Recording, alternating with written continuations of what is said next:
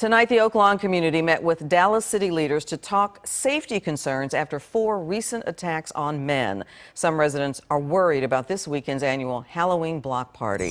Fox 4's Zahid Arab was at that meeting at the Resource Center. Zahid.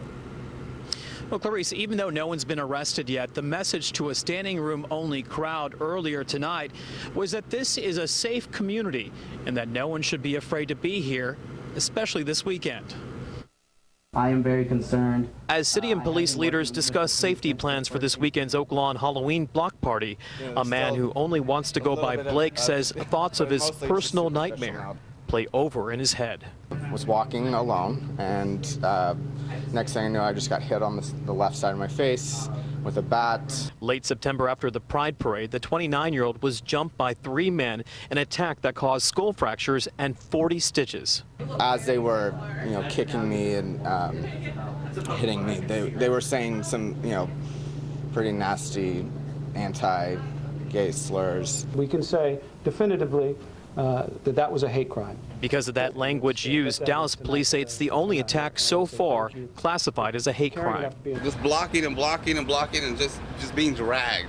In a span of 3 weeks, at least 3 additional attacks, including one that targeted a man that only wants to be identified as Michael. Attackers took his watch, credit cards, and cash and left him with a serious beating. After they robbed and beat me, it wasn't enough for them. They actually just kept beating, and they kept beating. With up to 10,000 expected at this year's block party, Dallas police say neighborhood bars also have a tall order, reminding customers to be cautious. If you're leaving, don't leave alone. If you're leaving, leave at a decent hour. If you're leaving, take a main thoroughfare as you walk. As petitions circulate with 1,100 signatures so far to increase safety in the area. The petition calls for a lights, cameras, action approach, which means we want increased lighting, the sidewalks, the side streets, the strip. DPD will up patrols with uniformed and undercover officers.